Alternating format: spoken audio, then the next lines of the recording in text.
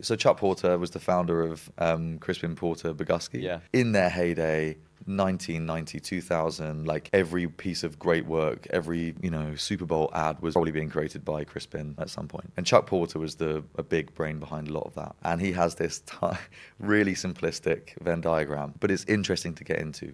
The Venn diagram was, make good work, make sure everybody knows about it, and answer the phone. I think there's more pressure on designers moving in-house.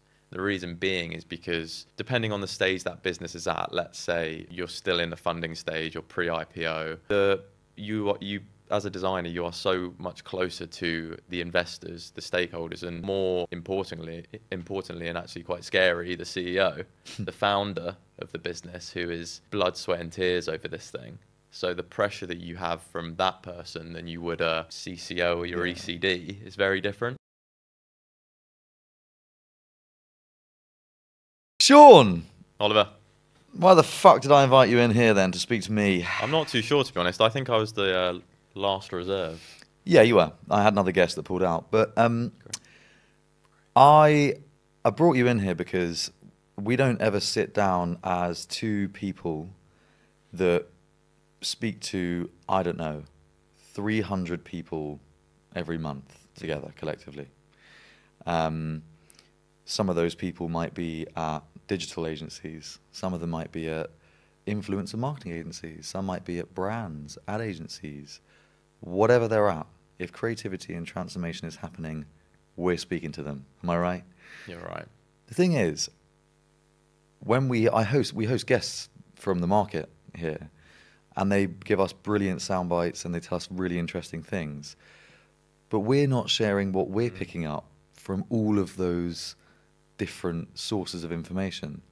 And I think that's rather selfish, Sean. I couldn't agree more. Indeed. I couldn't agree more, especially the things that you hear from you and me specifically, with more very senior people that wouldn't be common knowledge to everyone. Exactly. And yes, there remains the anonymity, but you can still talk about the experiences that they share with you and all this, and it's some quite interesting stuff. Indeed. And you're right, we will remain anonymous in this, and we'll do our best Absolutely. not to name drop people, because we are indeed a discreet, confidential talent consultancy.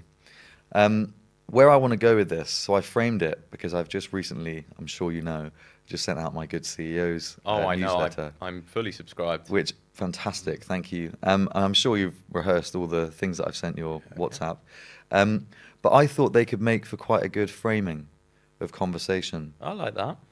Because I was going to consider going through all the things that people have reacted to on LinkedIn, and then I thought, actually, some of the stuff I write is a load of bollocks, and it's not been that engaging. So this, on the other hand, these are my 10 top hits. That's a good idea. So I think if you want to just be curious about what is in front of you, then perhaps that's how we should frame this conversation. I like the sound of that. And I might bounce some things back to you. Yeah. I think it'd be nice to do something like this, actually, because day to day we don't get a chance to all sit down and really reflect on the topics that you've written here, yes, but what's going well, what's not, yes. and it doesn't happen enough. Totally. Yeah. And it's a vacuum. Yeah. So without further ado. Should we kick off with the topic one? I've got it on my screen now. Oh, please do, Sean. Firing clients is wonderful. Wow. Okay, so this came from one of our Good CEOs conversations. We had 12 to 15 CEOs in a room, and one of them represented an advertising agency.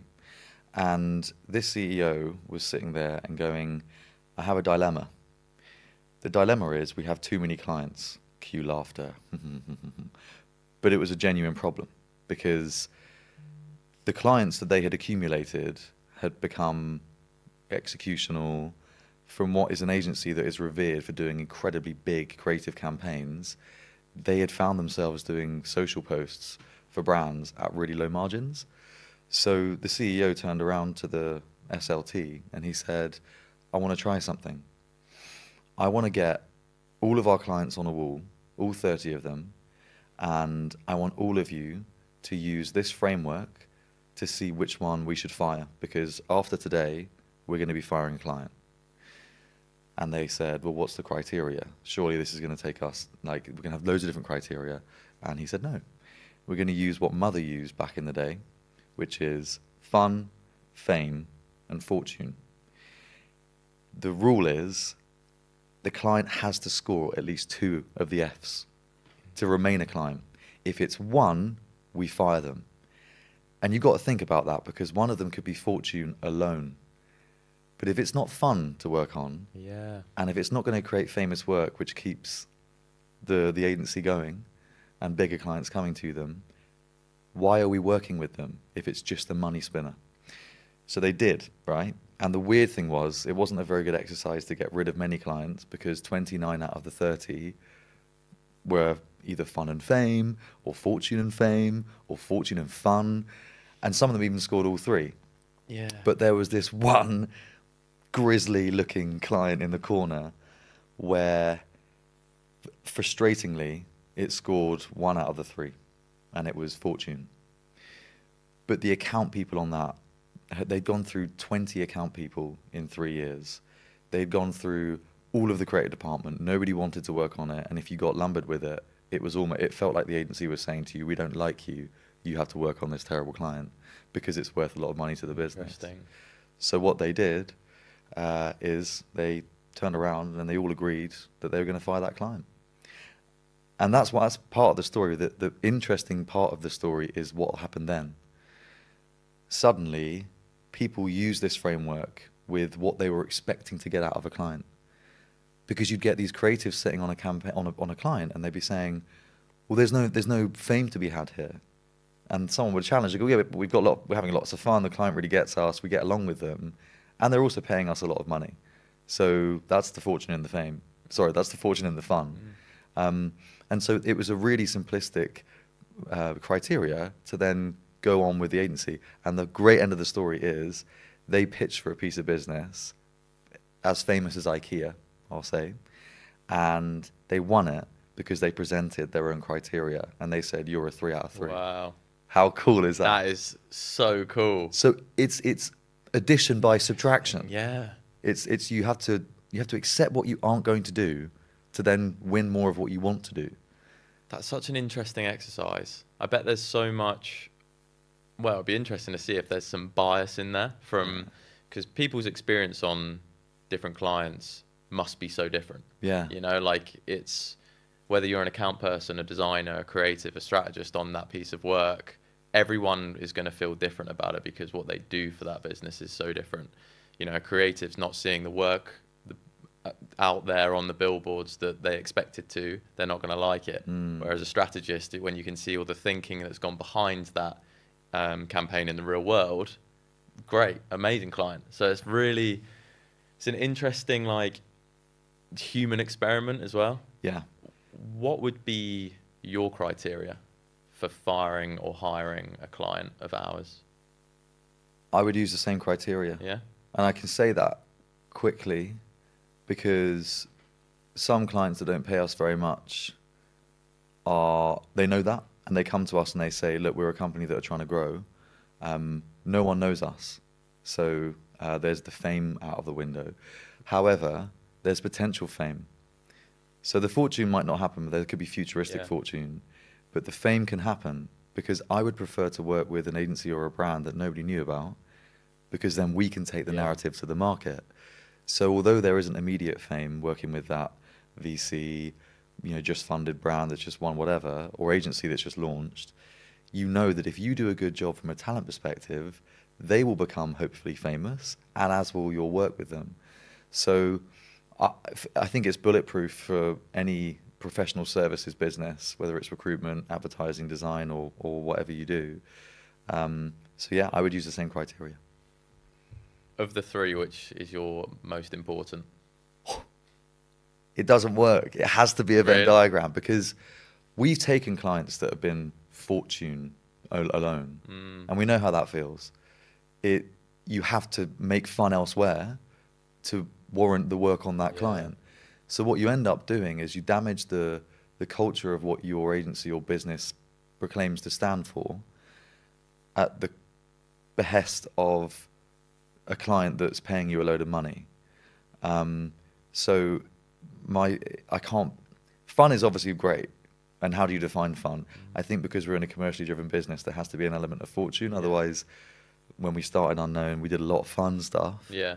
And then it became quickly not very fun when we weren't making any money. But we also tried to work with every single client under the sun. Yeah. And that became a problem. Yeah.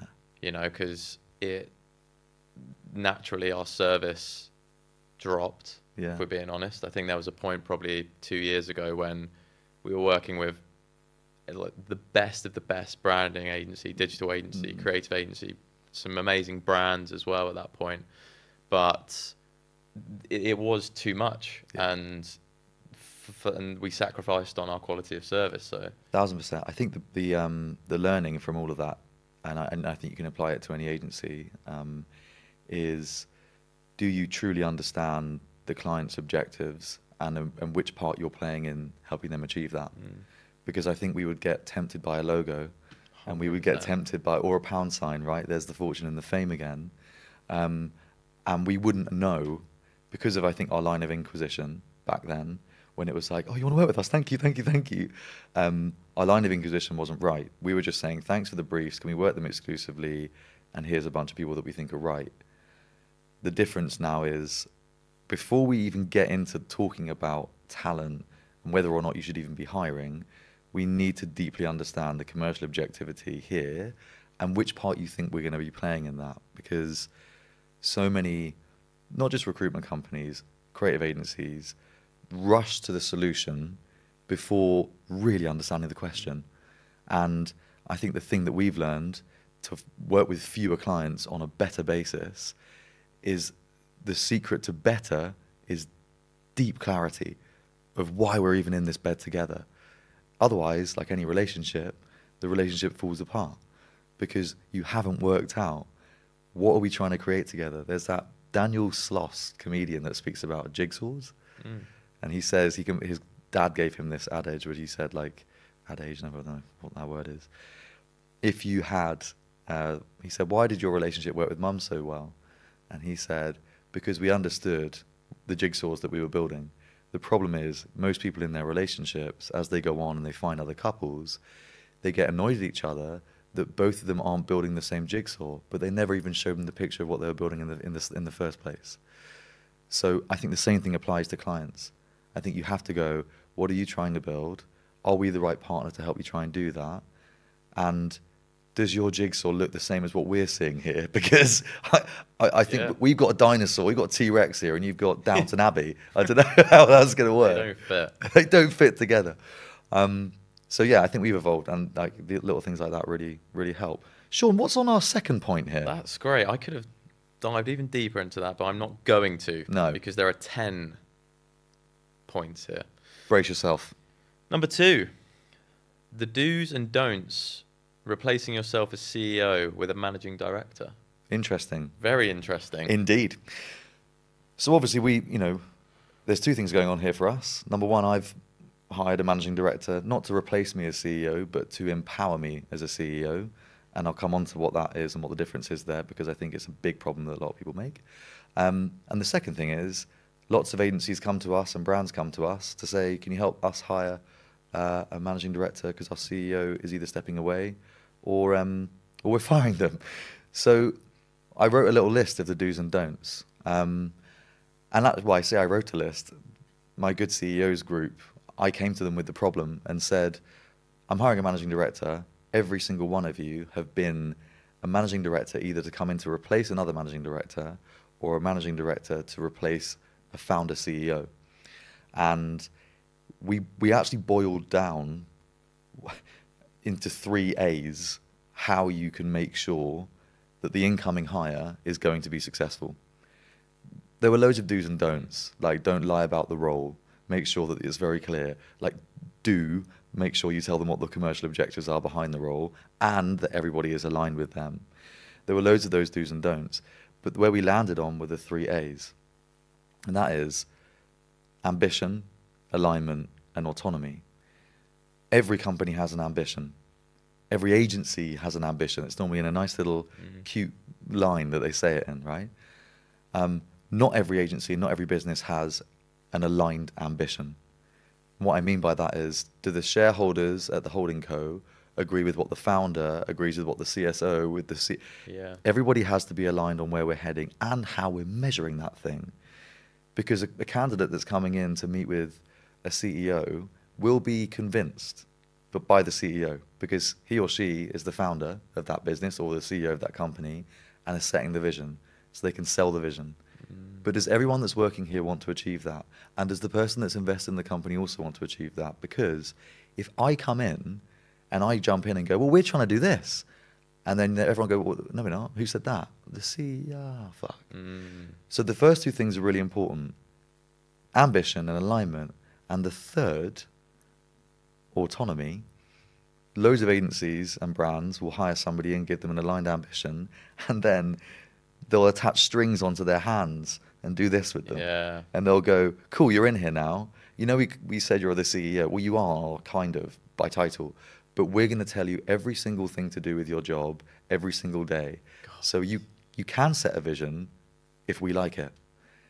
And that is really disconcerting. And it's where every single call we end up getting from a CEO that wants to leave their job, or an ECD, or a creative director, or a designer. Hi, yeah, I was given a vision.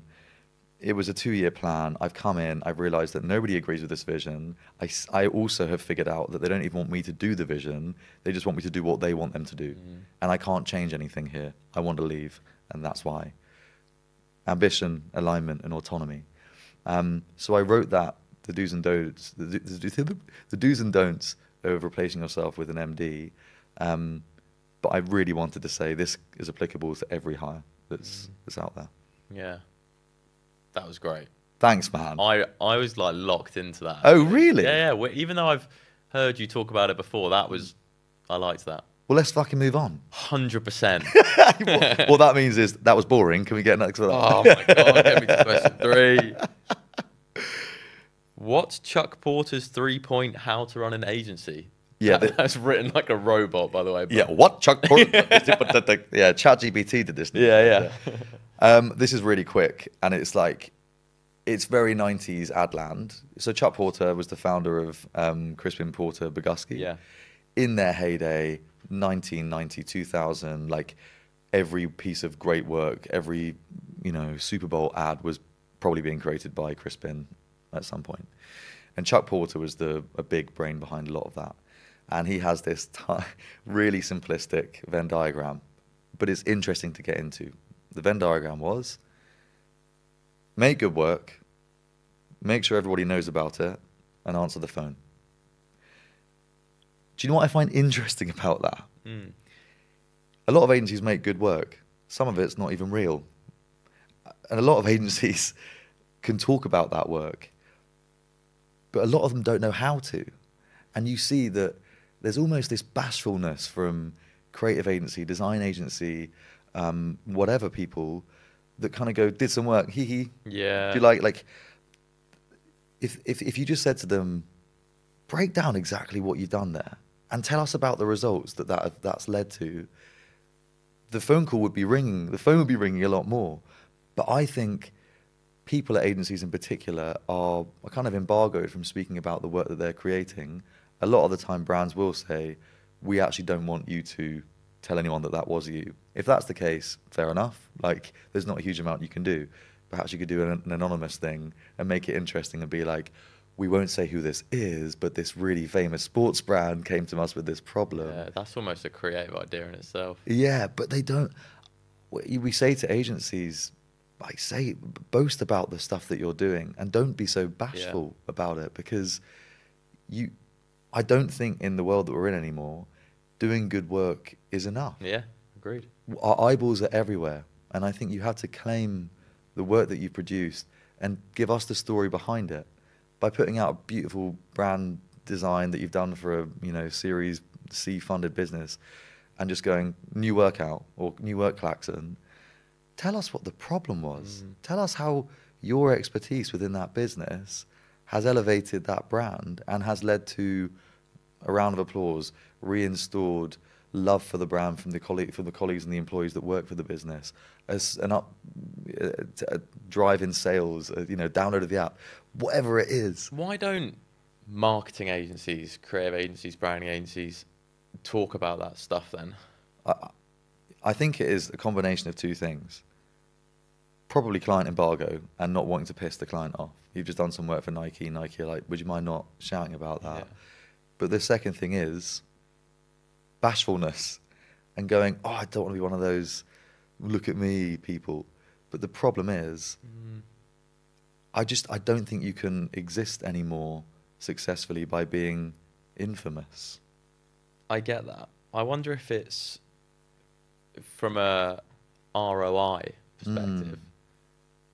It's really hard to measure how much you get back from the story you put out.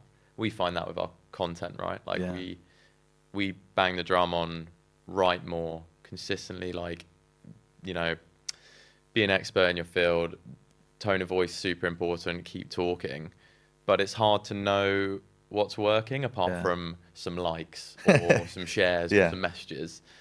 And I wonder if it's a similar thing with these agencies is we do the work, we get paid for it, and that's our reward. Yeah. It's not, but we're not going to talk about it because we don't get much back from that. Yeah. You know, you kind of don't consider the new business off the back of it or just the social proofing of an agency. Yeah. And also, they are a company full of generally storytellers, very, very, very good ones. Yes. So I'd be using that to my advantage and writing all the time if you had the time. 100%. So I think that's could be the thing is like.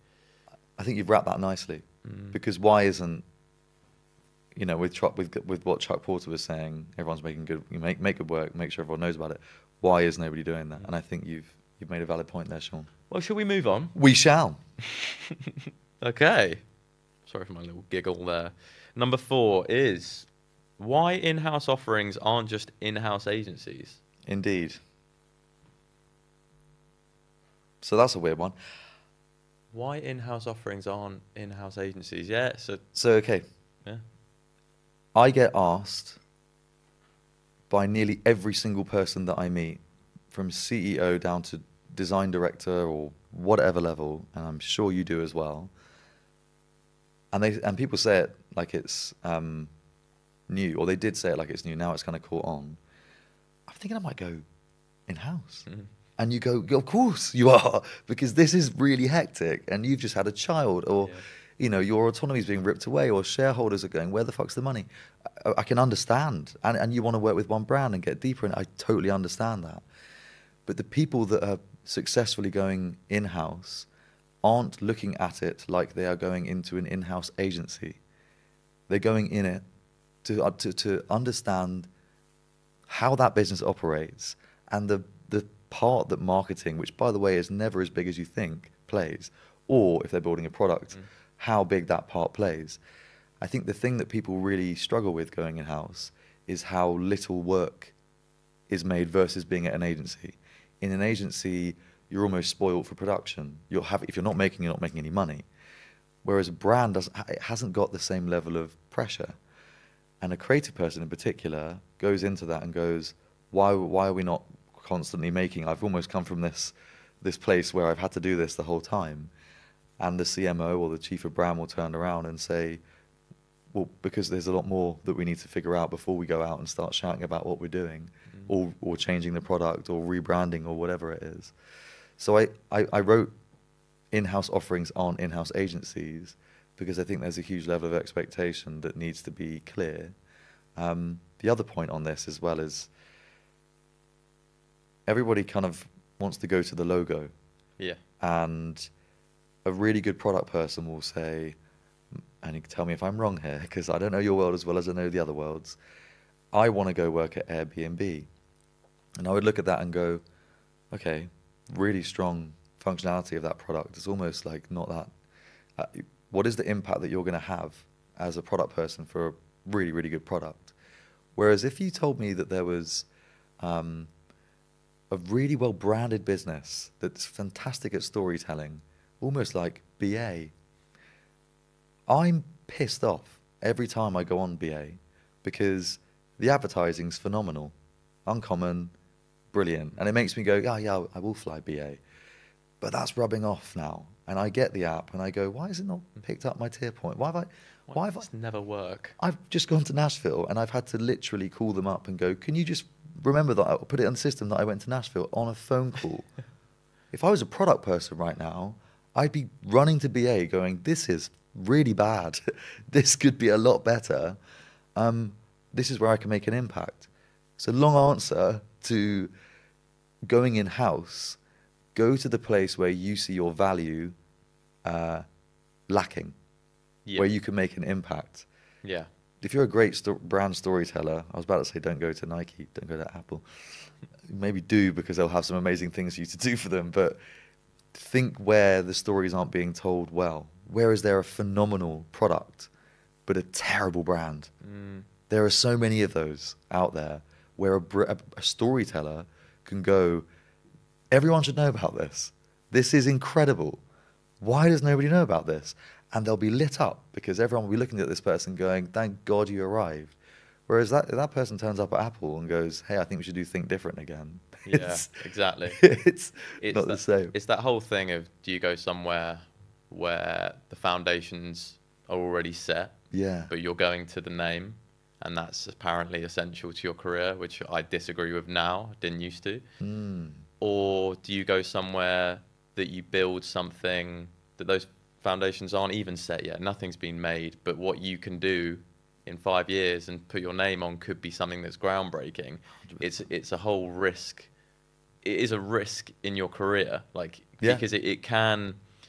I never say it will stall your career, because what you'll learn there is far greater than what you'd learn at a massive business like the ones we said. But I can see why there's friction to join them, and you were kind of talking about it then about pressure. Yeah. And advertising agency environment, just agency environment being more pressure on designers, design directors, and so on. But I think that's changing too. I think there's becoming more and more pressure on when you're in a branding agency. In-house. Yeah. I think there's more pressure on designers moving in-house. The reason being is because depending on the stage that business is at, let's say you're still in the funding stage or pre-IPO, you as a designer, you are so much closer to the investors, the stakeholders, and more importantly, and actually quite scary, the CEO, the founder of the business, who is blood, sweat, and tears over this thing. So the pressure that you have from that person than you would a CCO or your ECD is very different. Yeah, and they're not going to talk to you in the same way that you've been spoken to. This needs to change. They're not trained, or they haven't got the vocabulary of a CCO who goes, hey, great work, slugger. Like what you're trying to do there. Have you tried kerning the edges or changing this feature? You're just going to be like, this is shit. I like this. Change. And I think that's probably the most underrated thing going into a brand and going into this, behemoth thing that's badly branded or terrible product. How are you articulating to a human being that isn't from your world in what they need to understand to make their thing better? Because you both have an aligned purpose. Hopefully, if you go back to our second point, you both have an aligned ambition. But an aligned ambition isn't enough. And actually, the autonomy might even be there. But that person's still going to come to you when things aren't the way they saw it. Have you got the ability to vocabularize, if that's a word, where they need to change or accept that something isn't going to be how they imagine? Yeah. Because you can't, I think what we're saying is you can't just be fucking amazing at design. Exactly. You can't just be fucking amazing. Maybe you'll get away with that at Apple, where you are a rock star, right? But at most brands, with most incredible founders and CEOs that have built unicorn businesses, they haven't got the time or the patience to deal with your divaisms and kind of, my way or the highway. Yeah. So I think that's actually a really interesting point you make, is communicating to the people that aren't from your worlds. I like that. Yeah, it's a hard skill, but I think being a storyteller, no matter what you specialize in, is essential when going in-house. I love that. Sean, what's up next? Yeah, it says 9 minutes. Oh, well, we're getting good at this. Yeah, we are. I'm enjoying this. I hope everyone else is. Mum, if you're listening, Yeah. I won't be there for dinner on Sunday. I'll be in Hollywood. Right, next point is unsexy clients could lead to happier culture. Indeed. Ooh. So this came from another good CEO's conversation, in that somebody was going, I feel like a small fish in a big pond, and I'm struggling to distinguish ourselves or differentiate ourselves in a very busy agency pool. And somebody said, what clients are you going after? And he said, well, we're on lots of different shortlists, we're using these intermediaries. And he was like, cool, okay, so have you ever thought, just for like 6 months, going cold turkey on the sexy clients to appease your team? And he said, what do you mean? Well, his agency and his business started off as a social business, working with all the brands that you want to work with, all the fun ones. And the margins were dwindling and dwindling, until one day this property business called him up and went, I love what you're doing with Nike, let's say. Do you reckon you could do that for my property business? And he went, oh, fun, fame, fortune, blah. I mean, it's got fortune maybe, but tell me about it. What do you want to do?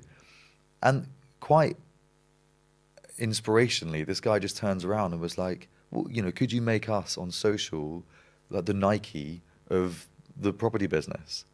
Now that's a brief. It's a cool brief. It's a cool brief. But it wasn't sexy when it walked in the front door, and everyone goes, oh, fuck me, not that. What they've ended up doing is now doubling down in that sector, because it's the dustiest sector that is thirsty for distinctivity or distinctiveness. And so you've got these property businesses going, if only we weren't seen as a property business and we were seen more as a lifestyle brand, maybe more like a hotel chain like the Rosewood or whatever. Great. Now that's a brief. But that would never have come from that agency had they not have accepted where their value was going to be valued more. And it is. The margins aren't 12, 20, they're 40% margins, because property companies make a lot of money, and better branded property companies make even more.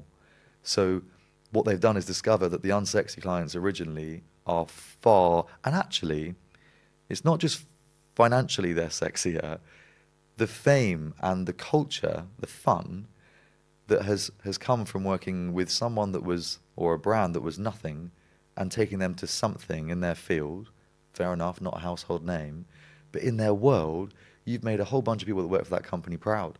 Yeah. That's fun. Client, thank you so much. That's fun. Yeah. So I think the 90s, and I want to show my mum that I've done this thing, and I think that's over. I think you can't just go after that. I agree. And also being able to shout about a before and after that looks so different and so much better in so many ways is obviously more fun, and you get more satisfaction from that than if you were to change the smallest detail in a global behemoth brand. Yes. It's so obvious, but yet it's so difficult not to get drawn back to the sexy logo. Yes. That's it, man. Yeah. That was my key point on that one. Yeah, interesting. I liked that. Client services has a problem. They're order takers, not brief makers. Whoa! Oh, that's right. Whoa! Copyright that shit. I sadly can't steal that because it wasn't my line. Okay. So it was actually a guy called Eric, who is a formidable CSO. We used to work at Crispin, funnily enough. And I spoke with him, and he went to an agency. I said I wasn't going to name drop, so I won't say his surname. He went to an agency that were one of the oldest advertising agencies in the world. Like we're talking J. Walter Thompson, but not. And it was his job to make this ad factory, like a Pez dispensing, well, here's your ad, like agency that were once revered. They were making all of the Super Bowl ads, just like we were saying about Crispin. Can you turn us into being a solutions-based business to our clients? Because currently, Pepsi are walking in and going, we've got this problem, and they'll go, here's the ad. And they were like, yeah, but I don't know if it's an ad. I'm not sure if it's an ad. And so he dug down and said, why is that happening? Because when Pepsi walk through the door, we should have somebody going, don't even tell me what you think the solution is right now. What is your business problem that we need to solve for you? And so the line, which I loved, that he came up with to the whole client services team was, you are no longer order takers, you are brief makers. And it sounds cheesy, and I'm sure it was used many times. We've had iterations of this. But the crux of what they're saying is, listen, probe, think, diagnose before you prescribe. We're so, and I think, I feel for people in agency world, it's competitive. And we almost want to show that we're such fast thinkers that we know the solution straight away. But that can go against you so quickly. If you just take them at their word without probing any further, and you come back with a thing and they go, no, that is not what I was looking for, 9 times out of 10, it's because you didn't ask the right question. Because you didn't delay the gratification of being right. You went, I've got this solution. I'm going to be arrogant and confident in my conviction. La, la, la, la, la, I'm not going to ask you any more questions. Don't worry, I've got it. Rabbit out of the hat. What do you mean we're looking for a rabbit? Yeah. So I think the amazing bow on the end of that story is the agency then become, and I hate to use terms, away from an ad agency into being a strategic transformation studio. Those are words, right? Strategic transformation studio. What they're saying is, we will help you transform and get to where you're going by understanding what you're trying to achieve before we provide solutions, which may be an ad, maybe a rebrand, maybe nothing. It could be silence. Who knows? We won't know until we ask. So I like that. And that kind of, I think for client services people that are entering this world, people that started in this industry 5 years ago learned in their rooms. And they didn't sit next to people like this Eric chap who would go, hold on, don't do that. You'd have people interrupting people on a Zoom call. So I think the osmosis learning that was meant to happen to those people, where everyone would sort of go, oh yeah, no, shut up, and you don't say anything. The cues weren't picked up. And I think because of that, you've got this product of client services kids that are now getting into being senior account directors and GADs and all that sort of thing. And they've never been taught how to hold back and push for deeper analysis of a problem. Yeah. So that was that one. Yeah, I think the negative impact that has on the person you're giving that brief to, that designer or creative, is it creates so much more back and forth and time, and everything becomes slower. And I've heard this actually quite a lot recently in digital agency world, where amazing designers are just getting essentially the order taker reading back to them the order. It's like, it's an order. Do this, do that. Yeah. I don't know why, just do it. And then you go and do it, and then there's a problem and it's wrong, and it's so twisted. I know. I think because there are some amazing client services people that I know who they're so curious. Like, I think a key trait of an amazing client services person is curiosity to find out more about what that person in the team does, whether it's design, creative, copy, strategy, whatever it is, because then they understand their limits and what is achievable, what isn't, and then that then should give that person the confidence to push back with a client. Yeah, I love that. Yeah. Anyway. Sean, that was wonderful. What a little bounce back and forth. Whilst you find the next thing, I'm gonna look at the camera and Tell a joke. Took too long. Okay. Everyone is moving up the strategy ladder. Indeed. This one we've wanged on about a lot, but You talking about businesses? oh, good question. I'm to be honest, in this situation, I'm speaking about agencies, but I'm also speaking about businesses. I think every business is considering what their strategy is. If you look at Nike as an example, I would say they fell away from their strategy, and the stock price reflects that. So strategy in itself is becoming more important. What I'm seeing, agencies that used to be more executional are having to become more strategically focused, because yes, AI, there's a mountain, and the tide is rising up the mountain of capability. When I mean AI capability. So if all the doing stuff that you were charging a high margin on is getting smaller and smaller, then the thinking stuff and the things that the robots can't do, like understand nuance, history, connect the dots between what we see is going on in anthropological terms, that that is where agencies, whatever their specialism was and is, are having to move towards. So if you're an influencer marketing agency, you were once selling access to influencers. You're not anymore. Why? Because TikTok can do that, and there are a bunch of other tools that can and can't do that to a varying degree. So what do? We sell the strategy that you're going to be using with your influencer marketing campaign, with creators and blah, blah, blah, blah, blah. And here's how we see that, because our lens is wider than yours and wider than ChatGPT's. If you were a design agency in the 2000s, you were selling logos and you were selling colors and you were selling, beliefs and stories. Now you're selling strategic direction for the business, as well as all of that other stuff too. So you're moving from being a design agency into a strategic consultancy that, hey, may or may not do some logos for you too. The same thing's happening for ad agencies. I just mentioned that old agency that were making ads. They used to make great margins on the production. They used to charge for time. Now they're going, eesh, we can't charge for our time as well as we used to because capabilities are speeding up. And the clients are asking for us to do this for less. Otherwise, they'll go to that independent agency that will do that. So what do? We need to become more strategically able and capable to tell that client what they should be doing versus what they should be executing and making. So the agencies that we're seeing are now saying, we're not selling our effort, we're selling our value. And the only way an agency knows how to sell their value is by understanding deeply, strategically, what they're trying to achieve on behalf of their clients.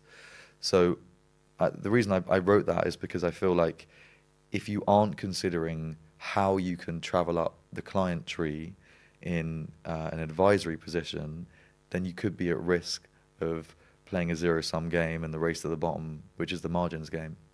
And that exists across the entirety of the creative commercial agency landscape. So yeah, that's where that came from, Sean. Love that, Ollie. I hired my number 2 by writing my least favourite things about my job. When you say hide my number, I'm not going to make that joke. It was a crass joke. But when you said it, you paused on anyway. I did. You did, and it made me comedic effect. Laugh inside. Thank you, Sean.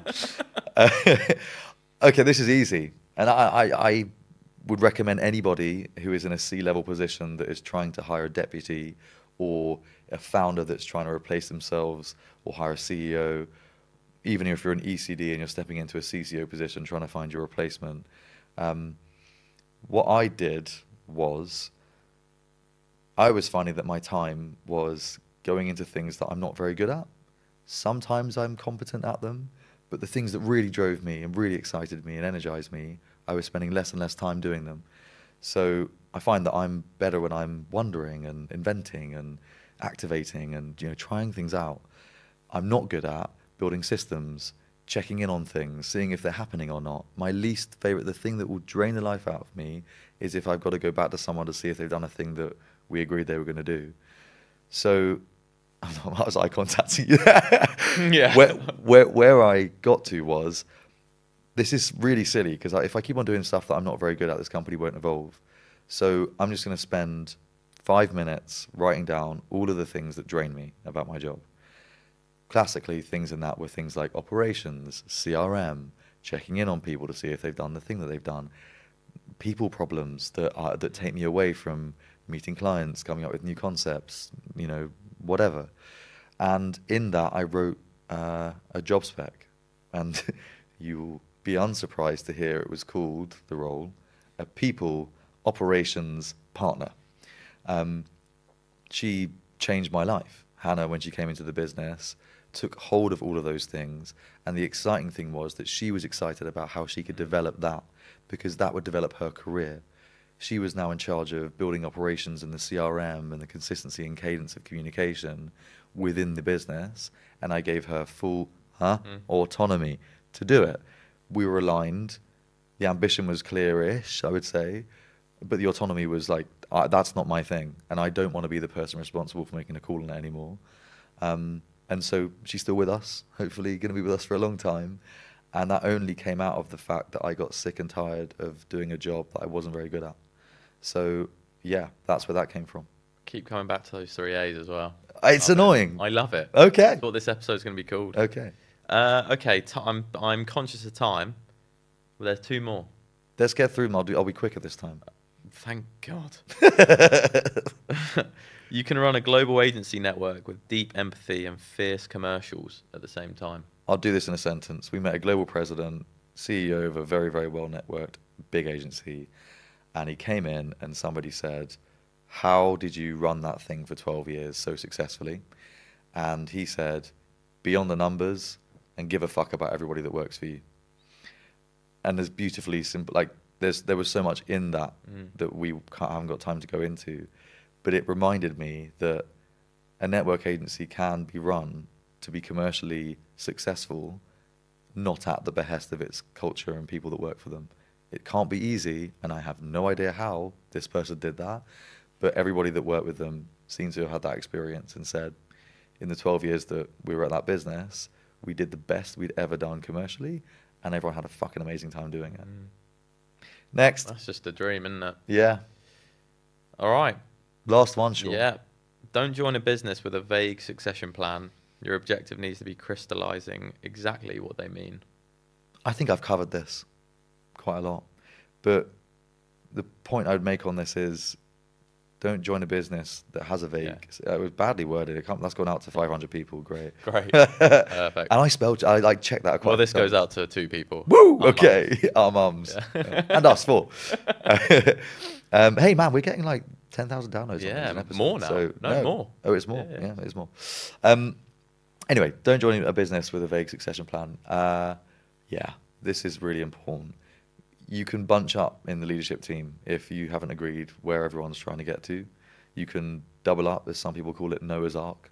Happens a lot with acquisitions when a company's acquired and you get 2s of 2s of 2s. Oh, really? Yeah, the same thing happens with people that hire people in to solve their problems that they've not really agreed on what they are. But Sean, and you know what's coming, if the ambition is aligned and the autonomy is there, you shall not experience that problem. Scene. Cool. I've not really given you a chance here, Sean. No, that's all right. I was more of the facilitator here. Yeah, you were. But I just want to ask you anything about... sorry, not anything. I want to ask you one thing that you have noticed, that if you had a room full of newly funded founders that have perhaps just secured their Series C in funding their business, what would you like to tell them? There's 30 of them. There's, hello, founders. Welcome to Sean's Glastonbury. What would you say to them? They're going, Sean, we've got these fucking amazing ideas and this thing. God, our product's not in a great place, but where do I start? Who do I hire? Wow. Stop that. Emotional founder. Yeah, very emotional. It's a good question. I think a lot of people jump straight to growth and grow fast, and we'll hire the right people, we'll hire some wrong people, but that's just what it will be. I think like that's the wrong mindset. I think it's you've always got to come back to why we're doing this in the first place. What's the mission statement? And probably less of the North Star goal that so many founders bang on about in a product. It's like, I heard this, it stuck with me from a few weeks ago with pretty much exactly that person. I was sat down and we were talking through the hiring plans, the recent funding, and he said to me I always want to be present and know what's happening, and the furthest I'm going to look is 3 months right now, because I can think about the wildly amazing goal that we've got in our heads, that we want to become the best of this or the most successful in that industry, but unless we are nailing what the present and what is going on now, then that thing's inevitable. Yeah. So I think the advice is, funny coming from a recruitment agency, is don't just jump into hiring for the sake of hiring, because you'll get it wrong and you'll get burnt. Yeah. We saw so many businesses bloat for the sake of it, and then it became a really difficult year ahead. Yeah. I think that's good advice. So yeah, I'd say that, and finally, I guess it's making sure that the people who are closest to you in that team, whether it's your leadership team, your investors, it's kind of more of the empowering, like leaning on the empowering thing, that the 3 A's that you talked about there, is as long as they've got those 3 A's and you are constantly close and realizing their value and respecting those people, the loyalty will remain, but also they'll feel part of this thing, and that's bigger than just the day-to-day and the job. You know, I think like it's quite similar to what we have here at Unknown. Like, the ones who you have closest to, you know that you have their loyalty because we're all so open and over communicate all the time of what's working and what isn't working. And I think a lot of founders can be scared to do that with people that they've had for the first 5 years, and you're getting to that point where, you know, they've got some good equity they could probably cash out on, or the PRBs just come through, and it's like, you know, but I think as long as they're, for that to kind of avoid that from happening, it's just over communication, empowerment, and autonomy mainly. Sean, that was stunning, and I couldn't agree with you more. I want to thank all of our 153 million thousand listeners. I've really enjoyed this. Me too. I'm glad we went long form, and we're going to put this out. It's going to be called "What the Hell Is Going On?" I'll be honest, I was completely unprepared for it. You didn't look it. They're arguably the most fun. Indeed. To our listeners, thank you, and we'll be back. Good night.